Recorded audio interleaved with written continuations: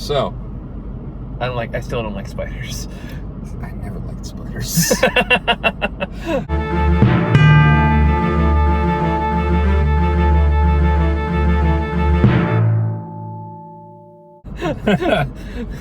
So, this is... Hello. Hi. This is scary. At first, we got two movies. They were first going to start with the scary movie. Well, they're not going to be in the same video. I know. Why do you say that? I don't know. That's all right. weird, man. I'm tired it's a different and hungry. reality. You're going to edit these in the sense that you split them up. Yeah.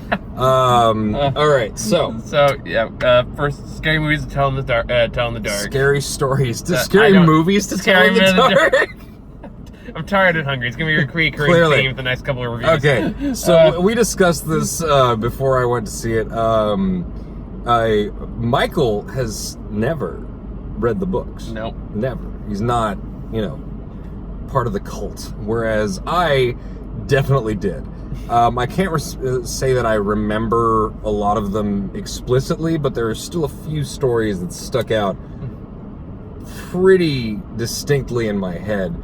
Two of them being the Red Spot and the Scarecrow one with Harold. And I have a bit of a connection to this thing, and anyone who's read them as a kid does. Mm-hmm. Because these stories were legit fucking scary. Yeah. And in the same tradition as, actual scary stories from, Grimm's fairy tales and shit. Yeah. So it was really interesting to see how they would take the anthology of, short stories and try to turn it into a movie. And I kind of like the approach they took here. It was interesting. I kind of dug this movie. I will preface it with the fact that the stories are not the same as they are in the books. Mm-hmm.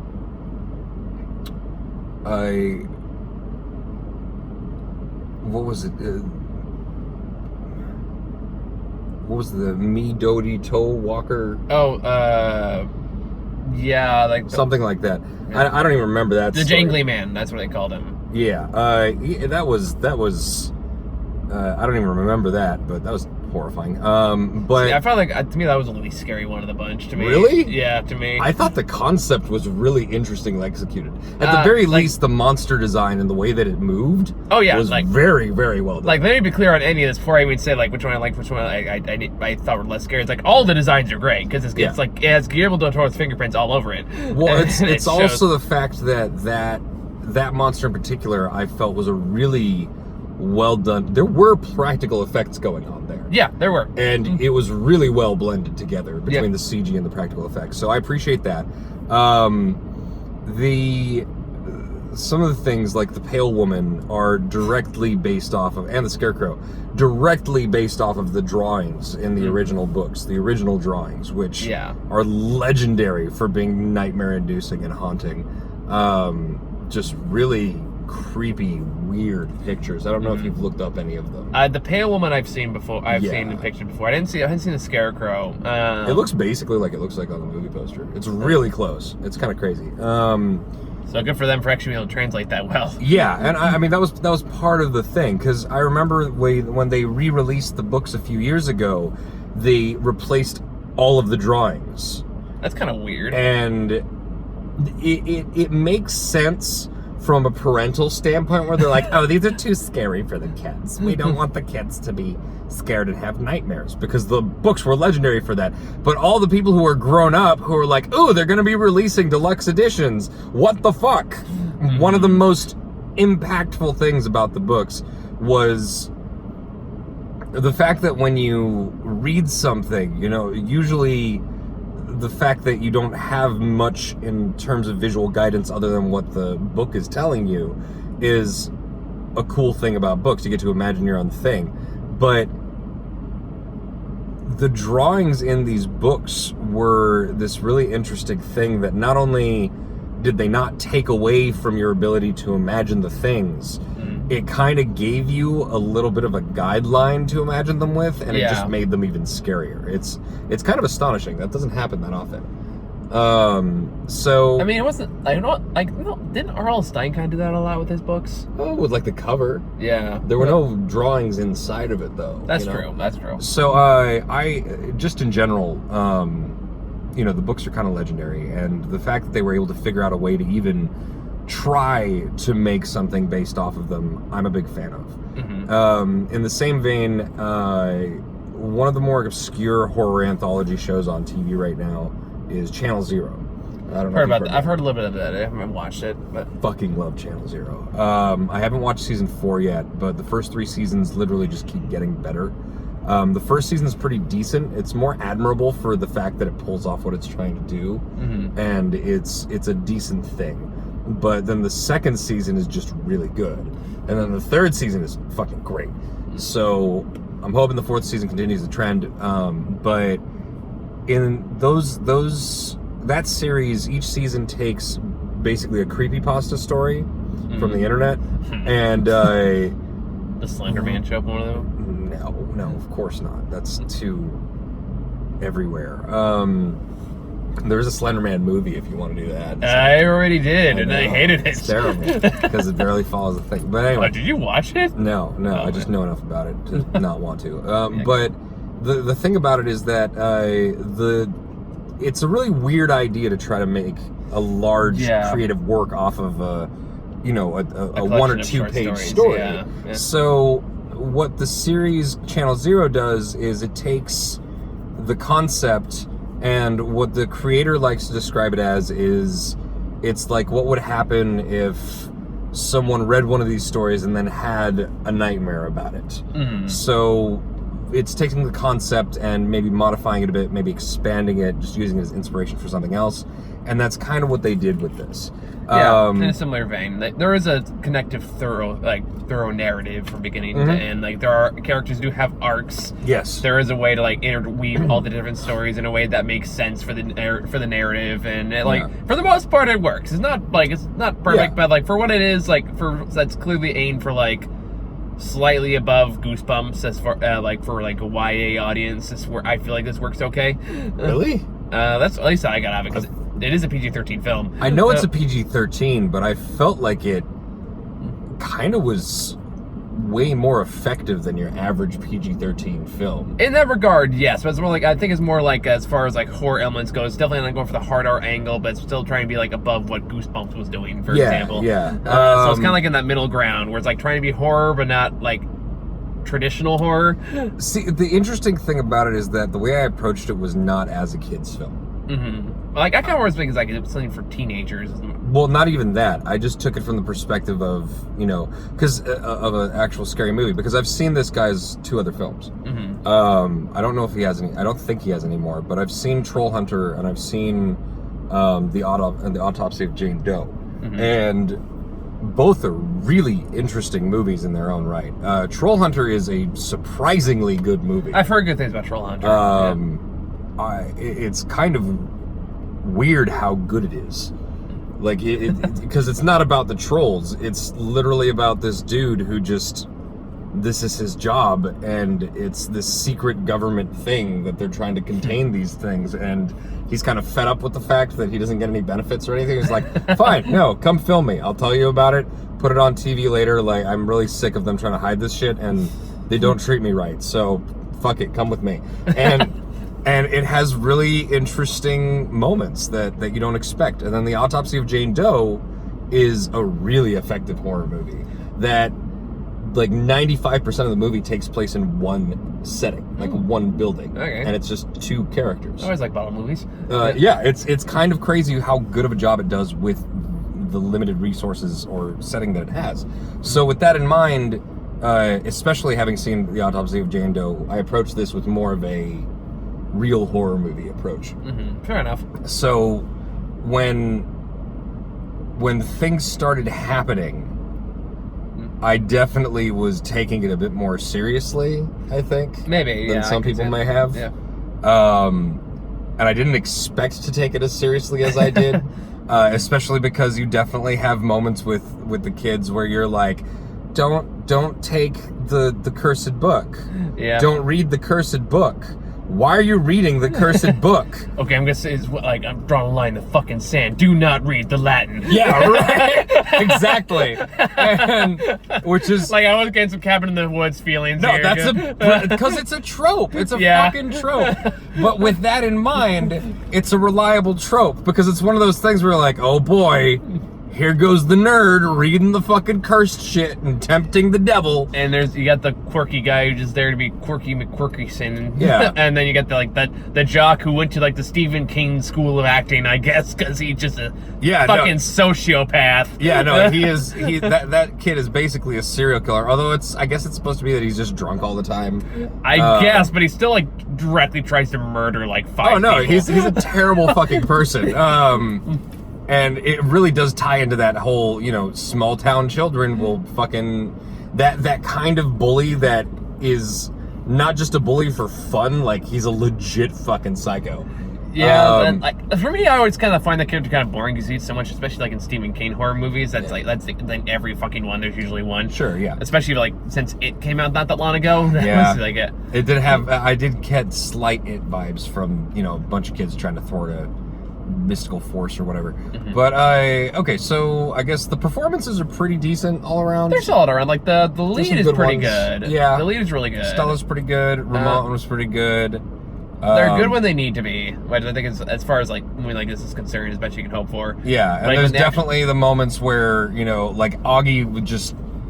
Augie was annoying. Oh god, fucking Augie. Yeah. Just die. Just go away. The characters are what you need them to be. Yeah. And they as a horror film, yeah. it's the tropes are there. But it does do a better job than is necessary at points, which is really all I ask for sometimes. And the actual horror segments were kind of pretty effective for the most part. The horror ones are pretty good. Like they're imaginative enough. They're not really like obviously still PG-13, but it's still working with what they have, and the fact that there is a lot of straight up body horror in this movie. Yeah, there's some pretty the first story that comes true. I was legitimately horrified. For the Scarecrow? Yeah. See, actually, that one didn't do much for me. I thought, like... Really? No, that wasn't the one that got me. Okay. Like, that was the case where, we'll get to that. I like the design of the Scarecrow and the way it moved and stuff like that, but I wasn't that really scared by it. And then they have, like, the My Left Toe story. Yeah, My Big Toe. My Big Toe. The Big Toe, yeah. Yeah. And it's funny because one thing that I admire about it is the fact that it takes these concepts which could be silly, and kind of makes them not. And a lot of that somehow. And a lot of that I'm willing to bet has to do with Guillermo del Toro's like classic monster designs and how good he is at making like monster horror. But it's also a throwback to the books because you got to realize that the monster designs in this movie are from the drawings. True, and it's more like just taking the translation and making it work on screen. Yeah, exactly. It's more modeling after something that's already there. It's not so much that he designed the monsters as brought them to life. Yeah, and he does it very effectively. Yeah, and so like the My Big Toe, that zombie corpse thing, fucking creepy. Yeah, that is. I remember that drawing. Mm-hmm. I remember that drawing. Like I remember that face. Mm-hmm. So when it shows the close up of the face screaming, like I'm like, oh god, that's And maybe I have a bit more of a connection to this weird visceral background horror to it. Because you read the books. Yeah, but like it's they still were like really effective. But then when they had like the toe is in the soup, and he's like, what? And you're like, you was all like, you can hear my. I guess I didn't swallow it, but it's on a Crown of Theater. You hear everyone's face going, like in the theater, because like you hear like crunch, you're like, oh god, is that the toe? Yeah, you're like, God knows what else is in that fucking thing.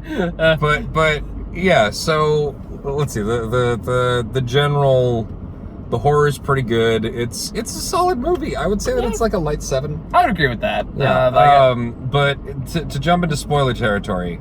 Yeah. Because I want to get into some of this shit. Yeah. No, there's a couple I definitely want to talk about. So of course the main things that we're going to be talking about to spoil are the actual the stories themselves. Yeah, because that was the most interesting part. It's why you're there. Yeah, everything in between. I have to say that I definitely had a lot of issues with Stella, and how initially she's like, hee, let's tempt the ghost, and then brings the ghost out and her friends start dying. I will give her credit for not pulling a fucking wish-upon or something, where she just is like, oh, I don't know why this stuff is happening exactly the way that according to like how I say words, and I'm not figuring out how these are connected. No, she figures out pretty fast. Yeah, she very immediately figures it out, goes and tries to return the book, and then it comes right back to her room.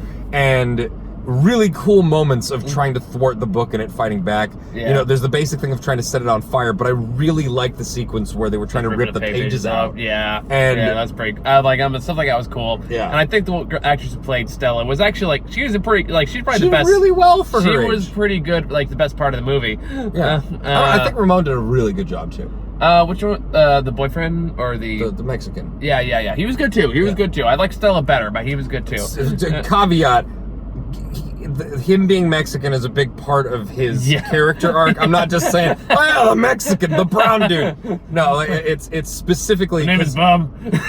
he specifically gets shit because, you know, it's 1968, right? Yeah. And so he does get harassed for being Mexican, and it's part of his character arc. So. I was wondering what they were trying to say with like the whole Nixon re-election thing. I was trying to figure like, how does that tie in the central theme? Because I keep bringing that up. So I was kind of like, are they like trying to like relay this as like fears growing up like during the draft? Well, you know, Trump is the new Nixon, so very, very big way. Yeah. So that's just its own thing. But I think they might have been trying to make a point.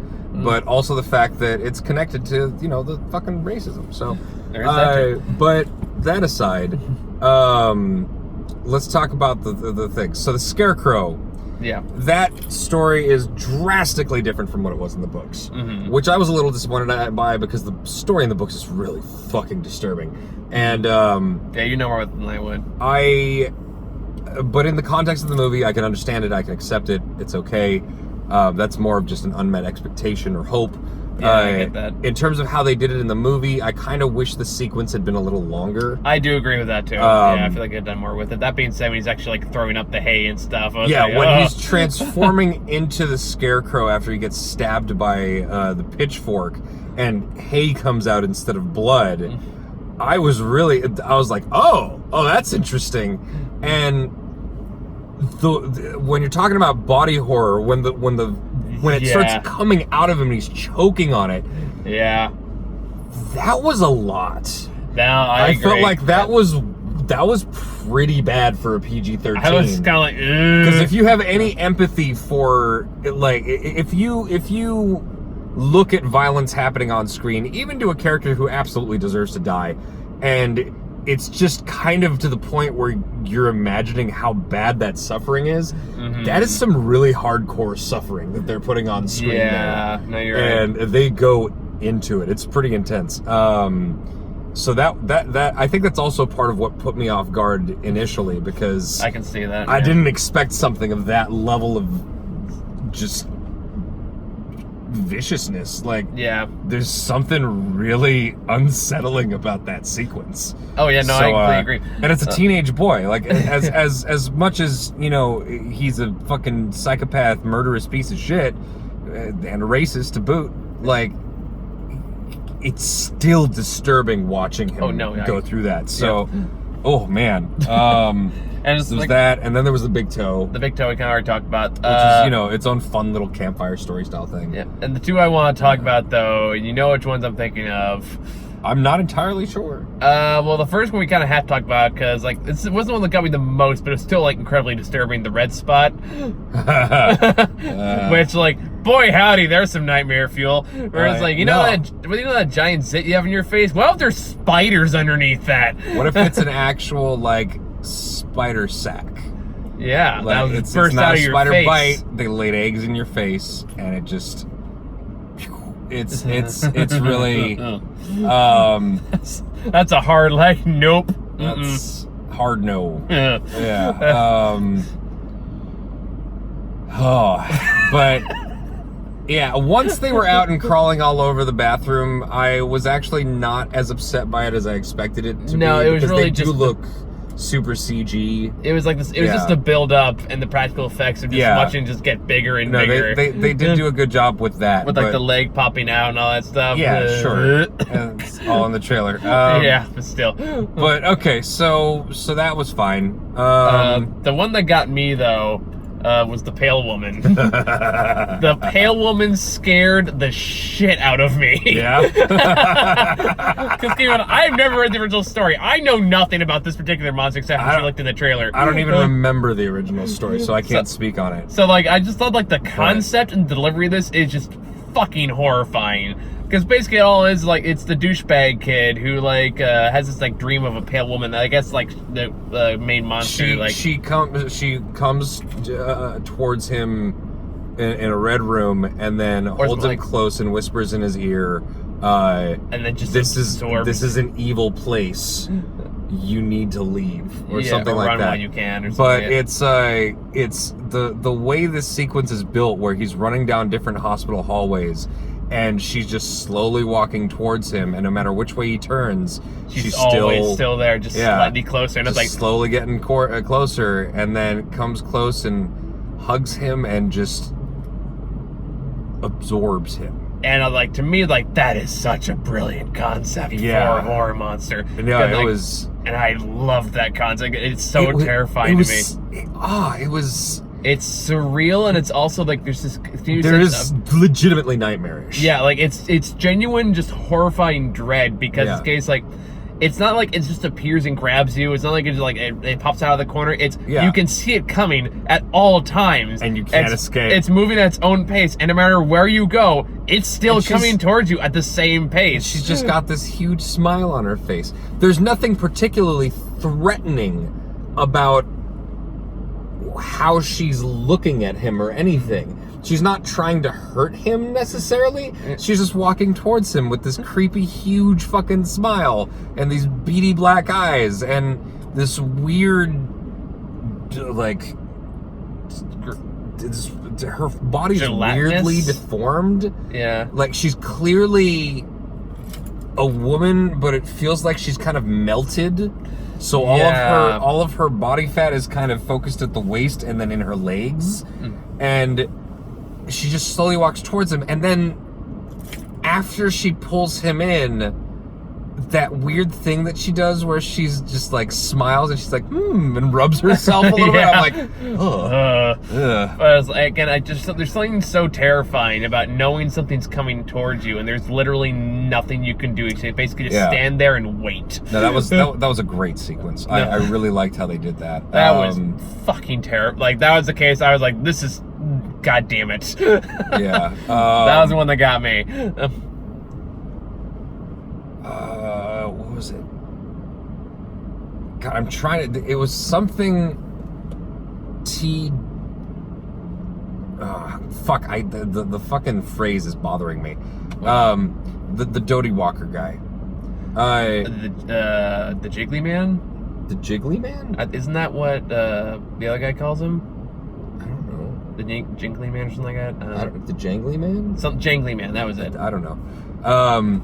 But yeah, this is a dude who definitely had the moment where I was like, adult, move. I understand you're some douchebag grown-up cop bully, but clearly now is the time to go. Go. This is go. Like, don't just fucking stand there. Go. And you know, that's it has a couple of annoying horror movie tropes, but the head tumbles down and the arms tumble down and then the torso and the legs, and I guess since it's not bloody, it's okay, but I was really kind of like, this is PG-13. You literally just dropped a whole dismembered corpse down a chimney. It's fine. It is fine. But when he pulls back together, the way that creature moves. Yeah, no, that was really cool. Really well done. The really unsettling, but whoever the animator is who worked on that dude's movements, fucking good job. That was really well done. And then when it starts pressing itself through the bars and everything, Oh yeah. I really think that they did a pretty decent job of taking this creature, which is just kind of invulnerable and doing all kinds of weird fucked up shit, and making it so that the chase sequence didn't seem ridiculously imbalanced. You know, it felt like it made sense in the context of where he was going and everything. So I don't understand how it knew where he was going and then didn't know where he was on the other side of the room. But well, yeah, it kind of gives some leeway to logic in that one. I know. I mean, like the new It movie is a great horror movie, but if you try to think about it too hard, it's not going to work. It falls apart pretty quickly. The original It, to be fair. Fair. But yeah. Anyway, so this movie did a pretty good job with that. There's not a whole lot to talk about beyond the story. The story Yeah, themselves. I mean, the connecting threads are good. The characters are good. I like the different characters. Yeah. It's acceptable enough in that sense, and it kind of is like a Rain style like mystery is to like the girl, like the storyteller, I guess. Itself, like who is the main monster in this, which is in and of itself somewhat tropey. But the key to this movie is that it is well made, and it's creative enough with what it does that it's worth seeing. Yeah, more so than, most of its brethren these days. This is very true. In the realm of PG-13 horror movies, this is probably one of the best. I mean, how many PG-13 movies do we get on average? Yeah, more than you would think. Yeah, I mean, it's because I've just seen so many of them. I've lost count. Probably. I stopped caring for the most part. It's like, oh yeah, Wish Upon. I totally want to see that piece of shit. That was R. Oh, is that R? Oh, that's a hard R. I never saw it. That movie. Well, I guess all the Conjuring movies are. Oh, that movie is stupid. I heard it was stupid. I was kind of sad I missed it because I heard how stupid it was. Yeah, the Conjuring movies are PG-13. They're well made. It depends on which one you're looking at. And honestly, the Annabelle prequel is still probably the best one. Yeah, you told me that, and that they actually put a decent director behind that one. Yeah. So. Anyway, it's a solid enough movie. I would give it a light 7. Yeah, it's good. It's good. It's good for your time. Like it delivers where it counts. Yeah, it's worth seeing. If it looks interesting to you, it's worth seeing. It's not a bad movie. It doesn't fall flat on its face and make you feel like you're watching something really stupid. That being said, I might better just wait till it comes out and then just watch the story parts. No, just watch the movie. It's worth watching as a movie. It's interesting how they connect them together. Because if it was just doing the stories as a horror anthology, I would want it on TV as a TV series of short stories, of short films, faithful to the book. That's fair. That's fair. If we're just doing it for the stories and just taking it at that value, I wouldn't be able to accept it. That's understandable. But as taking it as an inspiration to make this new plot with these different ways that people die, it's cool. I liked it. So can't really go else to talk about beyond that. Yeah, I think we both recommend it in the same way. So all right, let's talk about let's take a break and talk about the shitty movie next. All right, those who aren't going to be there for the next one. See you later. Thanks for watching.